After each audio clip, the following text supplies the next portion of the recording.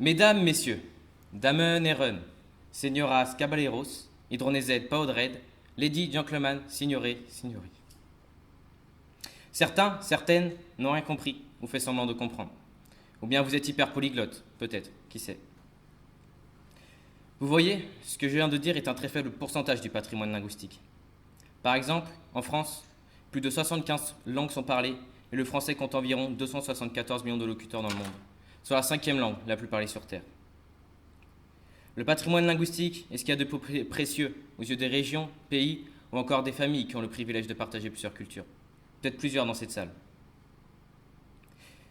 Prenons l'exemple d'une région française des plus indépendantes, la Bretagne. La Bretagne possède, comme vous le savez, une deuxième langue, le breton. Le breton est une langue dérivée du celte qui, dans les années 50, a perdu de sa valeur, notamment à cause de l'arrivée des chemins de fer, congés payés ou encore de l'automobile. À ce moment-là, le français a pris une place importante dans les écoles de la région. Il fallait notamment parler la langue nationale pour trouver un travail. Le breton, parlé mais plus écrit par les adultes, reprend de sa splendeur avec l'arrivée des écoles d'Iwan en 1977. Les écoles d'Iwan ont compté en 2008 11 890 élèves. Le nombre de locuteurs s'élève désormais à 180 000 et a augmenté de moitié depuis 2007. Nous allons sortir du patrimoine linguistique pour vous expliquer que de nos jours, la culture bretonne est bien toujours présente dans la région. Nous pouvons voir cela avec le drapeau, connu de tous et présent partout dans la région, des panneaux traduits dans la langue, ou l'hymne chanté durant le match de football qui opposa Rennes à Guingamp en finale de Coupe de France en 2009, ou le match de hockey qui lui opposa les Red Devils de Cardiff aux Albatros de Brest. Nous pouvons aussi parler du concert interceltique de Lorient dans le Morbihan ou des chansons bretonnes connues dans tout le pays.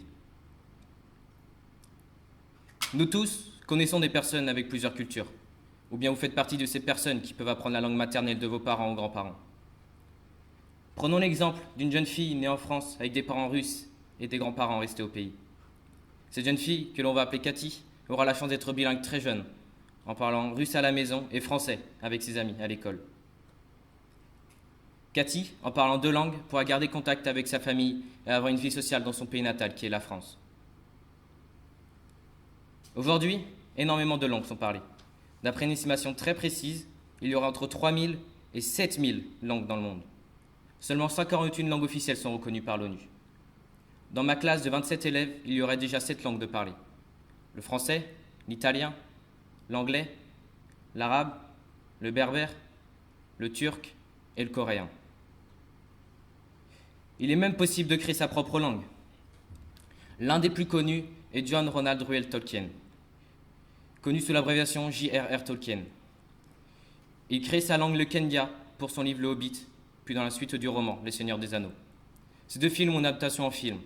Le Seigneur des Anneaux, Les 2 Tours, obtient en 2003 11 Oscars et est encore aujourd'hui le film le plus titré de l'histoire. La trilogie du Seigneur des Anneaux est dite comme l'une des meilleures de tout le cinéma. Parlons maintenant de George Orwell, un homme né dans l'Inde britannique des débuts des années 1900.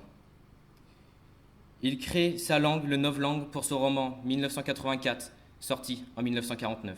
Ce roman est une dystopie où la guerre froide aurait mal tourné. Le monde serait divisé entre 3 régimes totalitaires: l'Océania, l'Estasia et l'Eurasia. Le novlangue est la langue officielle de l'Océania.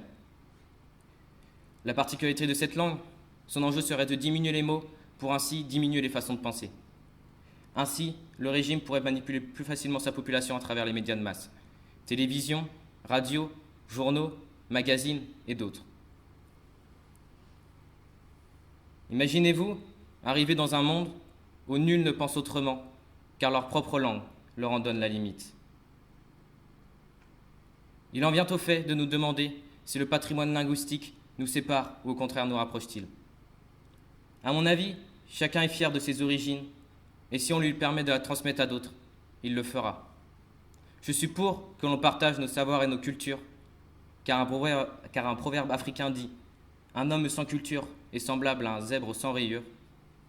Alors, nous pouvons tous vivre dans le même monde, car le savoir s'étend au bout de notre culture, donc on est tous unis dans la langue.